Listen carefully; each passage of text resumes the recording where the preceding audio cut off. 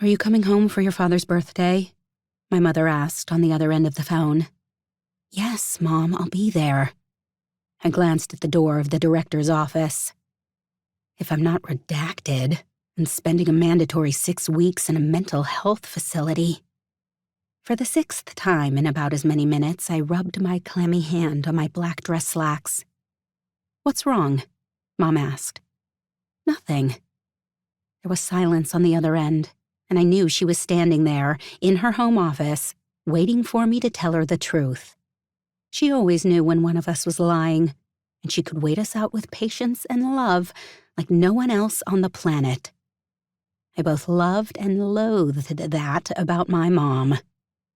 "I'm in London," I said as I paced in the small waiting room. "And you're nervous about that?" "Yeah." My parents knew about my history with the secret archive, about the rebellion that I and several dozen other agents had fought against the previous director, Francesca. They knew that I still had nightmares, that in some ways it had cost me my marriage, and that being this close to this office brought up gut-wrenching fears that, almost 2 years later, I was still having problems handling. "If you don't feel safe, I want you to get to Ramon and take the jet home, you understand?" Mom said, slipping into Spanish as if that would keep what she said a secret. "I don't care if it is the archive, no one messes with a cane." My family was one of the wealthiest, most powerful families in America. We had our fingers in everything from entertainment, technology, weapons development, and pharmaceuticals.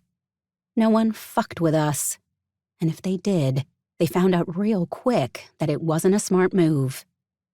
But this wasn't America, and the secret archive was practically a country unto itself.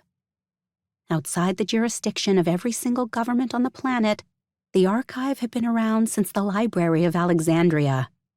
Every 100 years or so, the headquarters moved, as did the enormous collection of dangerous, mystical artifacts it kept safe from the rest of the world.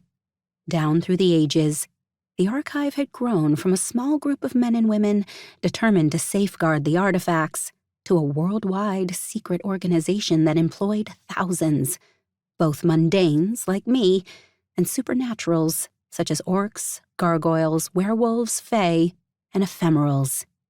We protected the world from the mystical artifacts that could end it. We kept them out of the hands of governments, terrorists, private citizens, and, lately, a rogue group of agents that had defected from the archive and now called themselves the Protectors.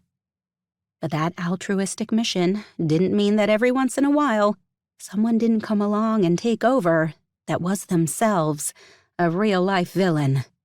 Francesca had been such a person.